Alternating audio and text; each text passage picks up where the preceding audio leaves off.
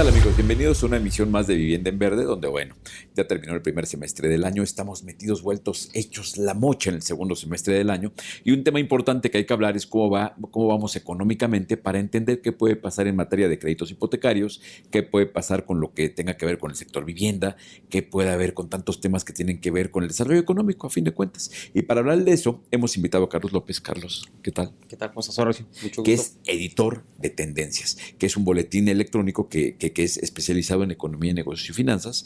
Y bueno, desde esa óptica, pues vamos a platicar con ustedes para intentar entender qué pasó en el primer semestre del año y qué nos puede venir en el segundo. Y bueno, ya para entrar en materia, Carlos, el año pasado no fue muy bueno para la economía. Este año pareciera que hemos estado con avisos de que va bien, pero de repente recortan los pronósticos constantemente y eso obviamente vemos que en toda la cadena productiva, en toda la economía, ha hecho mucho ruido. Y en específico en un sector como la construcción, bueno, la construcción no acaba de levantar y la construcción tiene mucho que ver con lo que pasa con nuestra economía.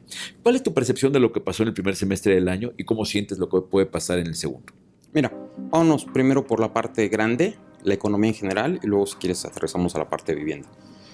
Punto número 1, tuvimos una reforma fiscal muy fuerte. Eso afectó a la población. Antes ir a una tienda de conveniencia, la tiendita de la esquina, por unos dulces y unos refrescos nos costaba 30, 40 pesos. Hoy la misma visita nos cuesta 60, 80 pesos. Entonces estamos en ese proceso de que la gente está rehaciendo sus gastos. Gano más o menos lo mismo y gasto un poco más en ciertas cosas, entonces tengo que dejar de gastar en otras cosas. Claro. Entonces, sí, claro. Eso obviamente pues reduce la demanda. Del lado de los empresarios, estaban muy a la expectativa de qué traían las reformas, qué si no traían, qué si sí traían. Desde 1997 nos prometieron que se iban a hacer las reformas y durante 15 años no pasó nada. Y de repente en 2 años tenemos 10 reformas. Oye, pues eso le cambia totalmente las reglas del juego a todo. Y por un lado, una cosa es lo que queríamos de las reformas y otra cosa es lo que fueron las reformas. En la reforma fiscal lo que queríamos todos era que todos pagaran.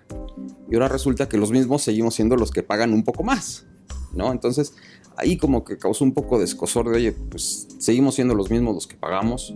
En la reforma laboral, por ejemplo, esperábamos que los costos de seguridad social, de despido fueran más baratos y no, se quedan igual.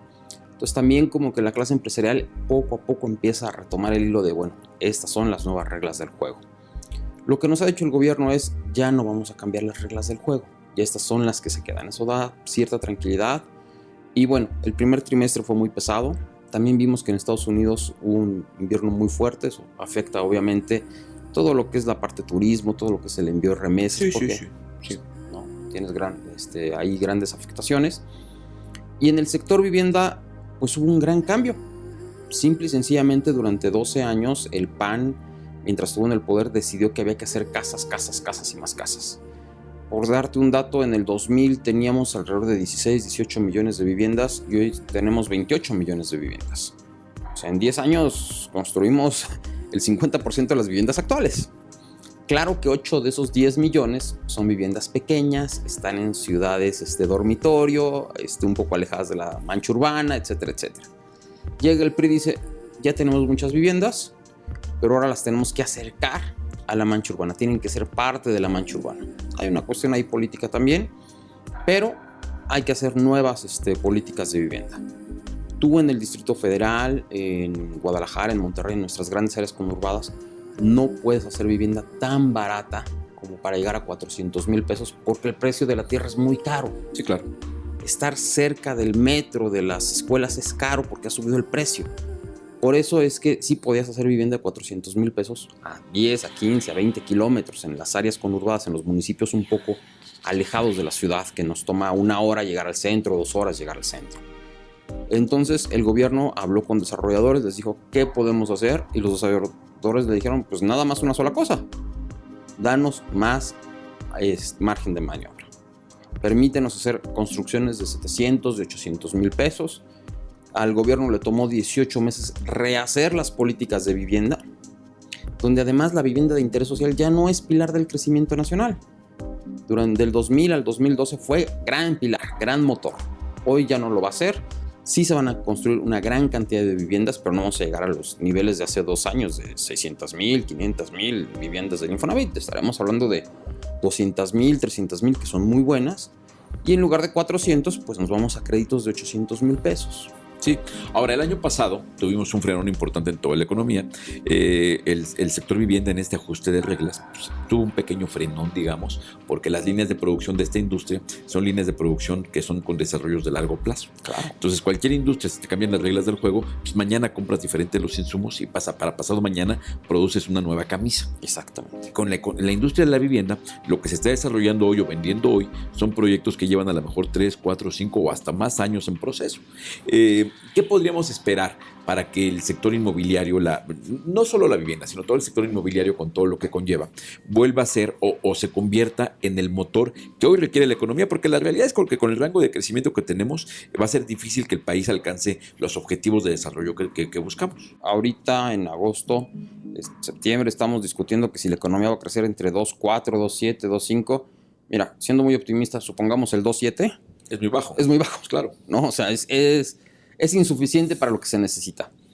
Que hay muchos temas ahí. Por ejemplo, en días recientes que estaban en el DF con el debate de querer subir el salario mínimo, es interesante, ¿no? Cuando la industria está creciendo 2.7, con una carga fiscal nueva para las empresas, con costos que están apretando mucho al sector productivo, que de repente alguien suelte por ahí de que, ¿por qué no elevamos el salario mínimo 25, 26, 27, 30%? Mira, a mí la idea de elevar solamente el salario mínimo me gusta. ¿Por qué? Porque yo estoy seguro que en la Ciudad de México nadie gana menos de 100 pesos. El salario mínimo es 67. Si lo subes a 90 pesos y nadie gana menos de eso, estaría muy bien por los jubilados. Hay muchos jubilados que sí reciben una jubilación de un mes. El tema es que hay un montón de implicaciones con este tema de un tema. Y a mí lo que me preocupa es el sentir que tiene, a mí me suena más a vamos a atender bien a nuestra clientela votante que a nuestra clientela económicamente activa. ¿Te parece que vayamos a un corte comercial? Me encanta. Vamos a un corte comercial y volvemos con ustedes en un minuto. Esto es Vivienda en Verde.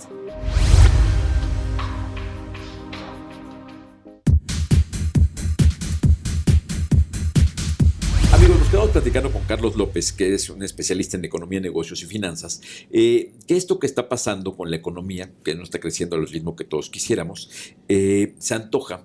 En otros lugares hemos visto, en México incluso, que el sector inmobiliario, el sector de construcción, se ha convertido en un gran motor de desarrollo. Incluso se habla que con reformas como la energética, los nuevos posibilidades, los nuevos potenciales de desarrollo de algunos lugares del país, como Campeche, van a implicar una necesidad muy importante de obras de infraestructura y eventualmente de vivienda y servicios inmobiliarios. Y es muy fácil. Si en Campeche se van a desarrollar nuevas zonas petroleras, se van a necesitar crear plataformas industriales para producirlas, pero también se van a necesitar crear ciudades para que viva la gente que va a trabajar en ese nuevo boom petrolero que esperamos. ¿Cómo podemos lograr que eso se dé? ¿Y cómo podemos entenderlo como una oportunidad de desarrollo económico? ¿Y para quiénes? Bueno, punto número 1. Estamos hablando de que no nada más va a ser Campeche. La mayor parte de la reforma energética no es el petróleo. Parece muy raro porque hemos vivido en un país petrolero 80 años. No, la mayor parte de la reforma energética es el gas natural. El gas natural es un elemento muchísimo más barato que el petróleo y el diésel para echar a andar los grandes hornos de la industria. Entonces hay que reconvertir nuestros grandes hornos de nuestra industria, la del cemento, la de la cerámica, sí. Todas que usan toda la planta productiva del país tiene que cambiar. Todos los que usan hornos van a pasar de usar hornos de diésel y combustóleo a hornos de gas.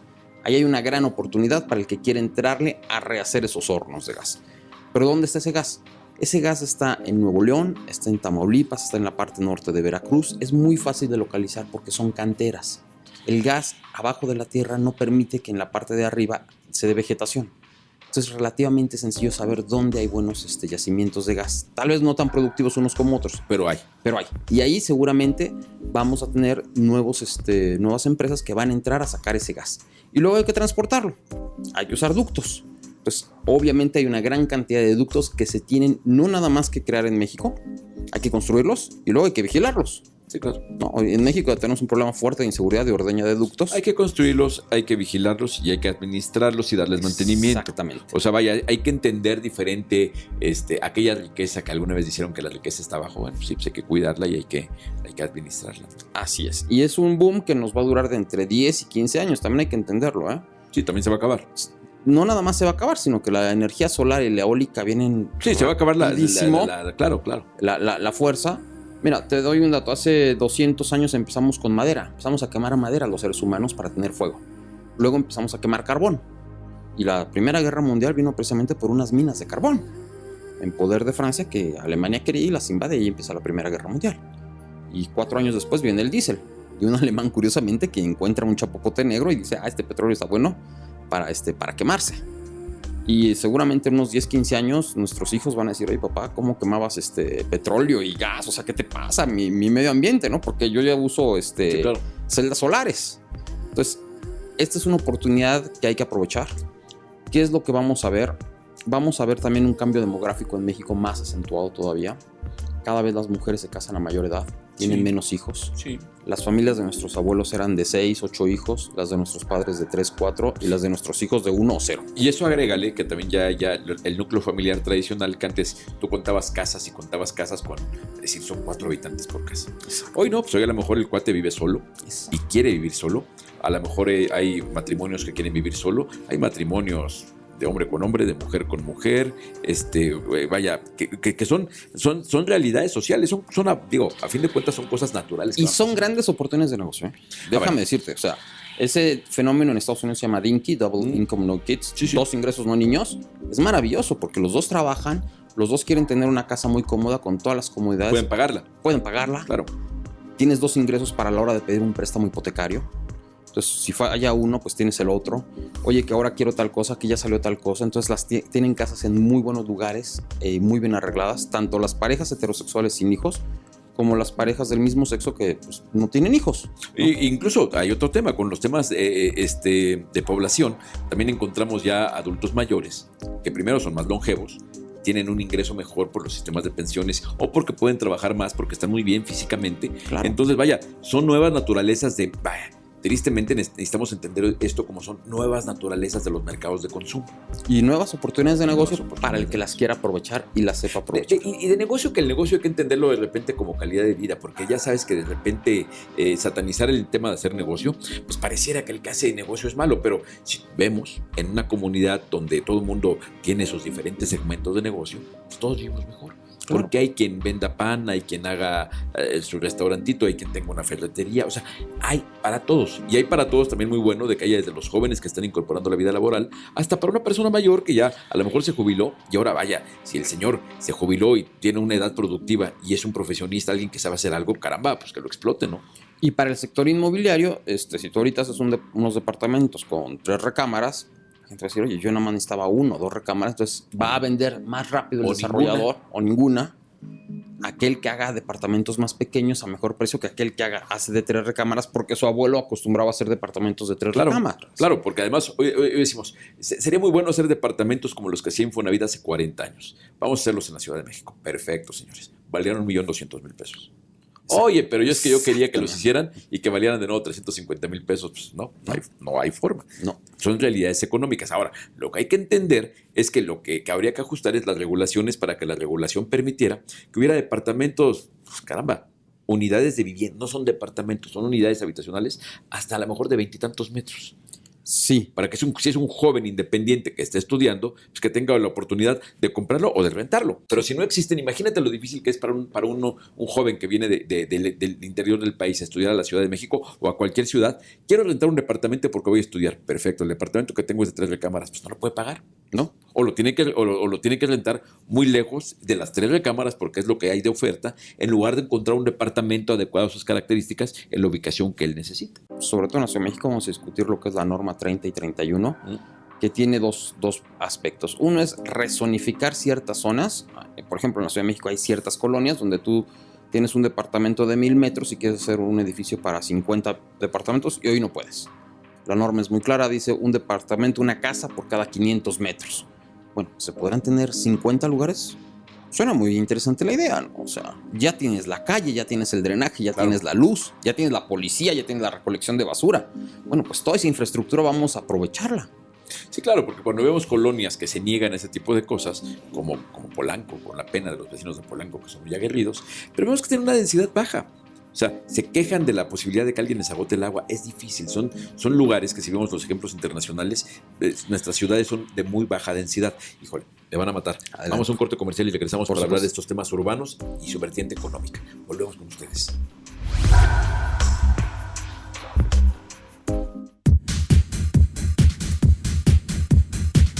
Amigos, ya saben, cada vez que quieran estar en contacto con nosotros nos encuentran en Twitter, sea a través de la cuenta del programa que es @vivienda en verde o la de un servidor que es @Horacio_urbano, y ahí vamos a seguir platicando todos estos temas de desarrollo urbano y temas económicos, porque Carlos López, que eres quien hoy nos está ayudando a platicar de estos temas económicos, entender los temas urbanos, los temas inmobiliarios, los temas de planeación de ciudad, sin entender que forman parte de procesos económicos, es un error.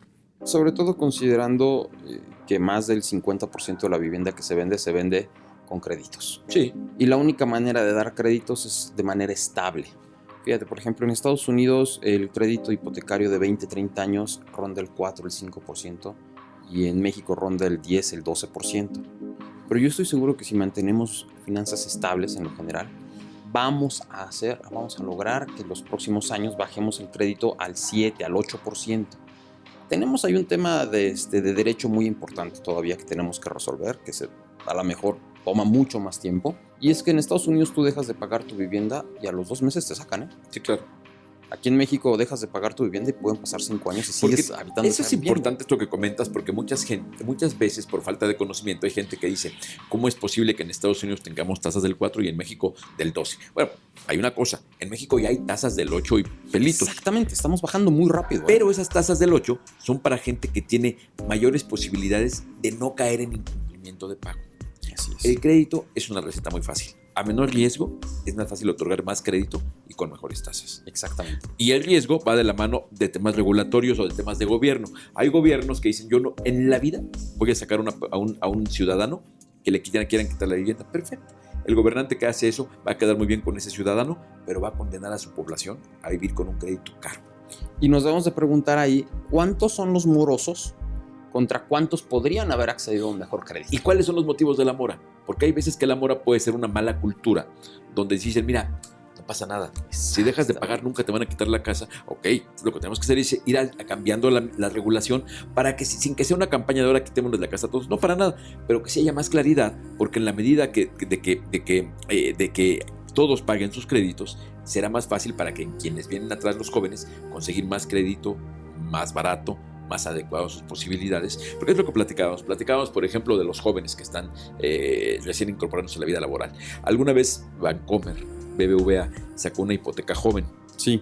Y yo creo que el tema de hipotecas, debiera haber hipotecas para las diferentes necesidades. Claro. Y la banca más o menos las tiene. Explicarle a las personas que no necesariamente porque tu vivienda está hipotecada no la puedes vender. Claro que la puedes vender. No, para empezar es un tema de que dicen, es que tu casa, no es mi casa, es del banco, no, es tu casa. Claro. Es como cuando vas y compras una camisa Palacio de Hierro, por decir una marca así específicamente, con tarjeta de crédito. La camisa es tuya, pero debes un crédito. Pero la camisa es tuya. Y aquí lo importante es, vamos a hablar de este joven. Este joven lleva 2, 3 años, conoce a una muchacha, viven juntos y de repente a los 5 o 6 años nace un niño y todavía les faltan 10 años para pagar su crédito. Venden su casa. Vendan su casa. Si hicieron una buena compra con algo de plusvalía, un departamento que compraron en $1,000,000, ahorita a lo mejor ya vale $1,300,000, le deben al banco 600 efectivamente, pero tienen $700,000 para dar el enganche para un departamento de 2 millones. Que así debe ser. Así debe ser, porque había un dato muy interesante que decían que hace 20 años en México el índice de rotación laboral del mexicano era poquito superior a 2 empleos a lo largo de la vida laboral. Sí. Y hoy anda más o menos en 17. Lo que significa que potencialmente muchas de las gentes, nosotros de las gentes que están en su casa, vamos a cambiar muchas veces de trabajo a lo largo de nuestras vidas, y en muchísimas ocasiones ese cambio de trabajo implica cambios de lugar de residencia. Claro. De ciudades, e incluso en ciudades muy grandes como la de México, es muy drástico cambiar de zona de trabajo. Y eso que mencionas también es fundamental. Si yo estoy viviendo al sur de la Ciudad de México y mi trabajo queda en el sur de la Ciudad de México y hago 20 minutos, y luego por una mejor oportunidad laboral me voy al centro de la ciudad, pero ya mi trabajo es 1 hora, 2 horas, debo de cambiar de casa. Idealmente sí. Que me quede a 15, 20 minutos todo, porque mi calidad de vida es mejor. Ahora, si no debes, por lo menos que tengas la posibilidad de hacerlo. Claro. Entonces lo que hay que entender es que lo que tú decías es muy importante, ¿no? Las personas tienen que entender lo que significa un crédito. Tengo un crédito, quiero vender mi casa, no puedo porque tengo un crédito. Sí puedes. Lo único que pasa es que la persona te va a pagar, tú decías, el departamento te va a pagar 1.300.000. La primer parte de esa lana sirve para pagar lo que todavía le debes al banco. Los demás te lo dan a ti, es tuyo. Exactamente.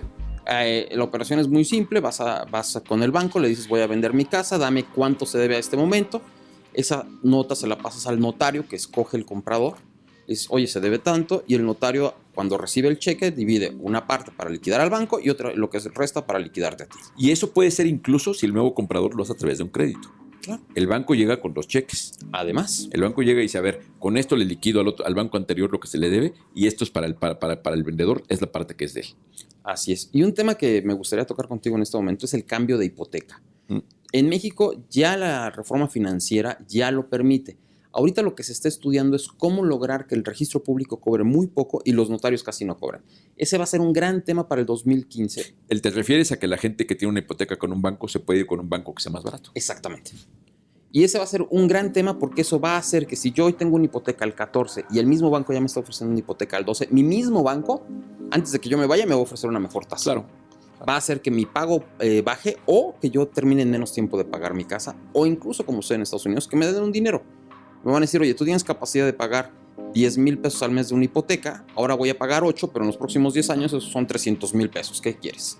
¿Pagar 8,000 o que te dé 300,000 pesos ahorita para que los ocupes en lo que tú quieras? Es un tema de que la sociedad sea una sociedad financieramente más preparada y que tengan mucho cuidado de la ilegalidad. Porque lo que vemos es que mucha gente cuando tiene una casa con un crédito Infonavit, por ejemplo, de repente dices, oye, ¿puedo traspasar mi crédito? No puedes. No, ese sí no se puede traspasar. Ese sí no se puede. Entonces no se vayan con la finta. Lo que hay que hacer es, pues sí puede vender su casa, traspasar su crédito, no puede. Entonces, Carlos, ¿qué crees? No, se acabó el programa. Horacio, muchísimas gracias por la invitación. No, al contrario, gracias a ti por estar con nosotros. Y amigos, ya saben, esto es este inacabable tema financiero que tiene que ver con todo. Con la forma en que vivimos, con la forma en que compramos casa, con la forma en que desarrollamos nuestro estilo de vida. Las finanzas, amigos míos, es nuestro pan nuestro de cada día. Esto fue Bien en Verde. Gracias.